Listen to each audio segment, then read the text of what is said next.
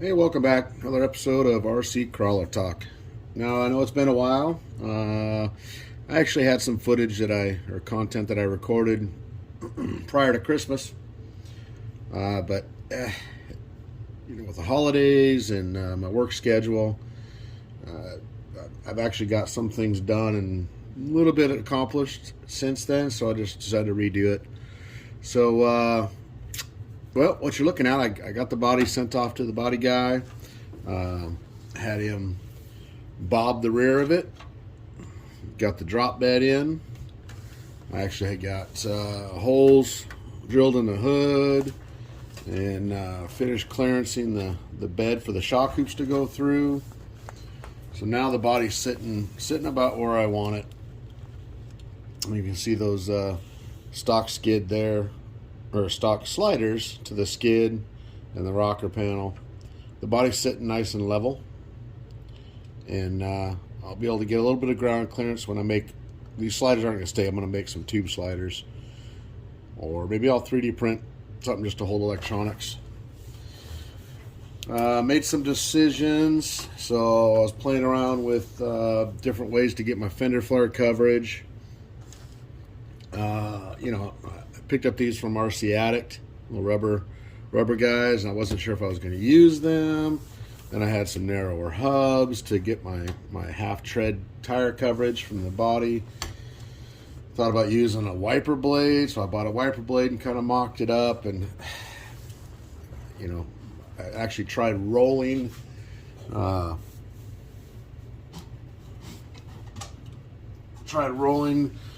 of the plastic with, like the Toyota body guys do, throw some heat on it and roll the fender flares up, but I just didn't like the way it turned out. So, I mean, it looks pretty rough. So I think I'm gonna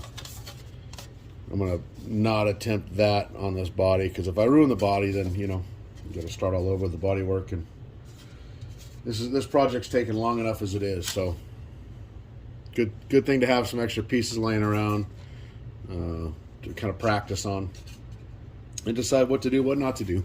And I decided not to do that.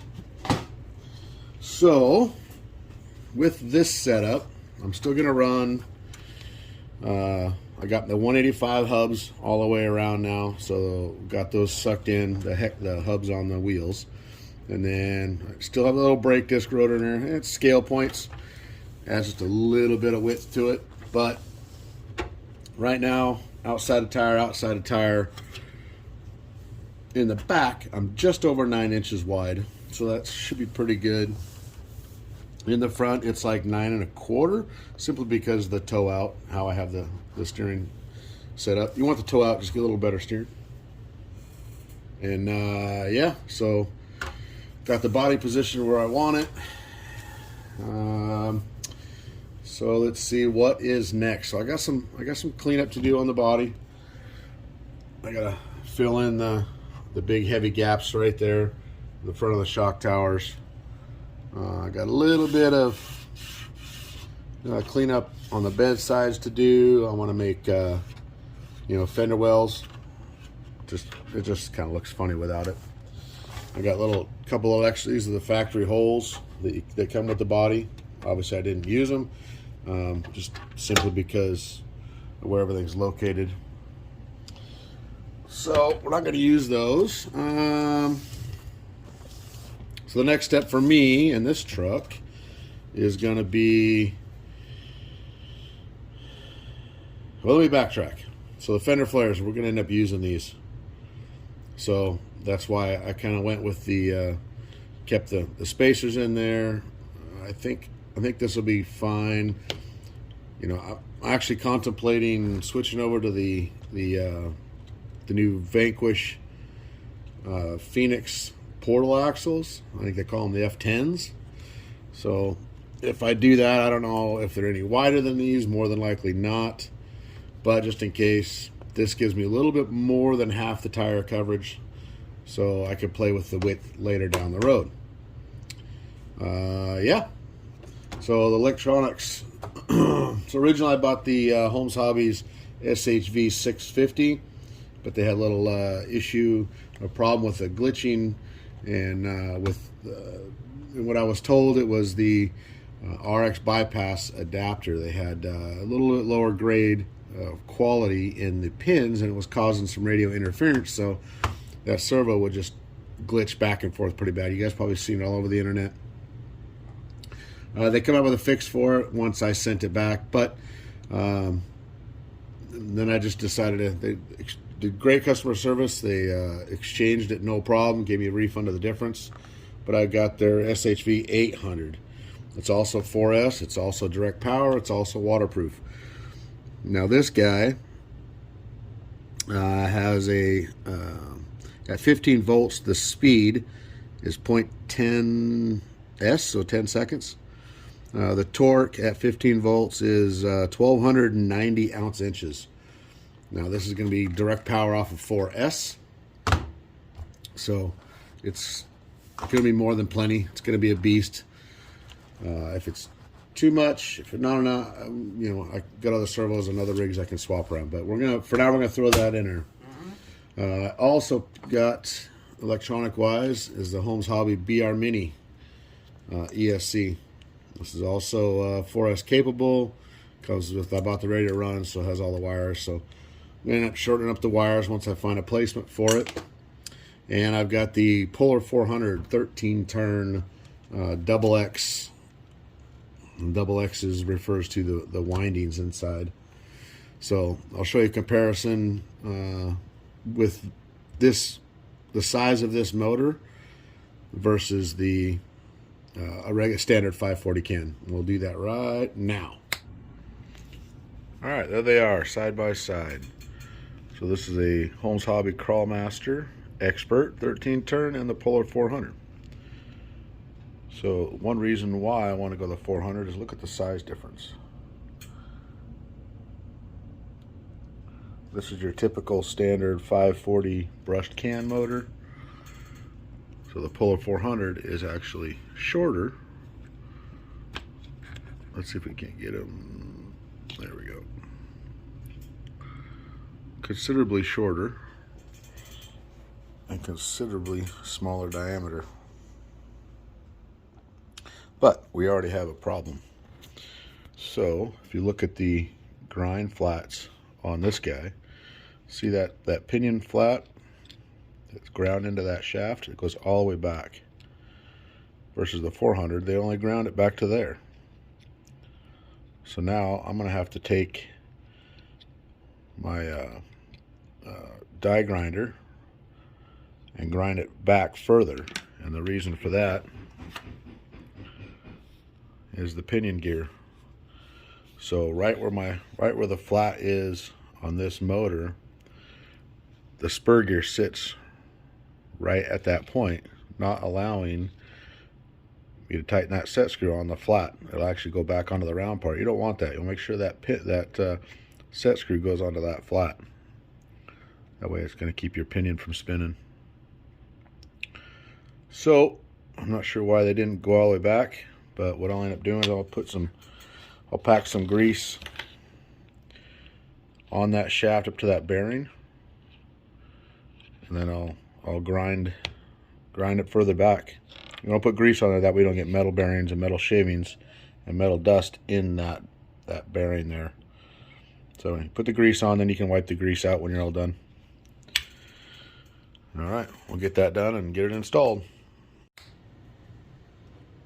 Alright, also what's next is I've got my winch in. It's from PowerShift RC. It's the Roadrunner winch. I have two of these already in my other rigs. The only difference between my other rigs and this one is when I got this one, they gave me an option.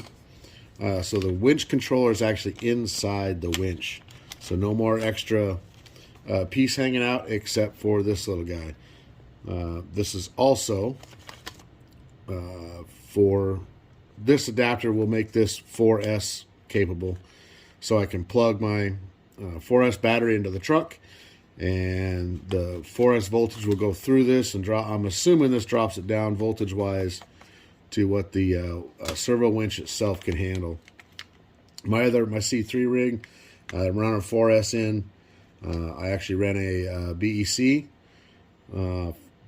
before this to drop the voltage down to where it needs to be. And it works great. These things are fast, they're strong. I have yet to stall it.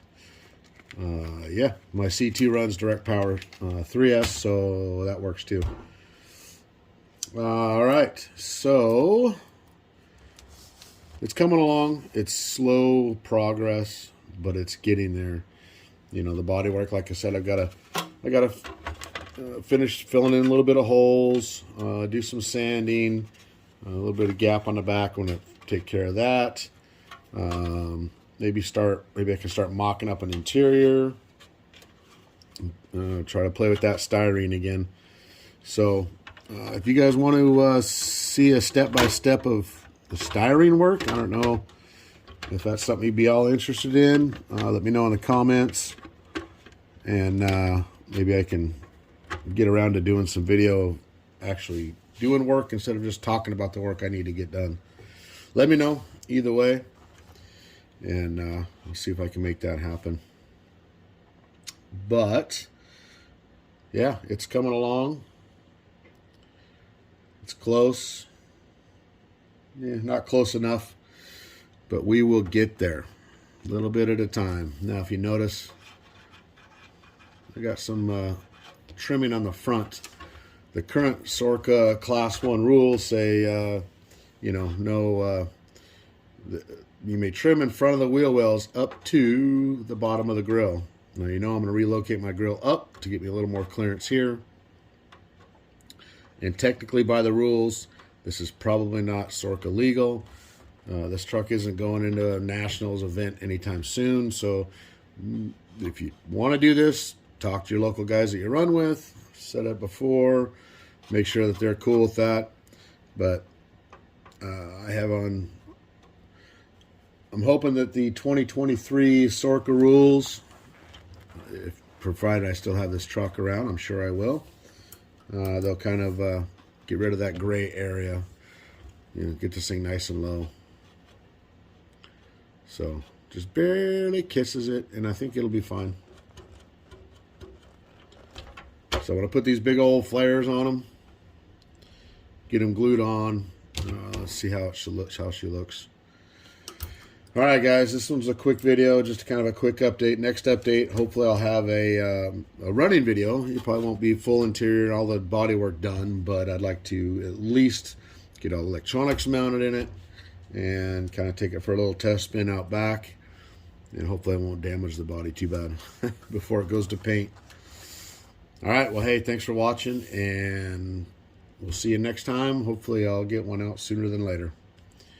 Have a great day.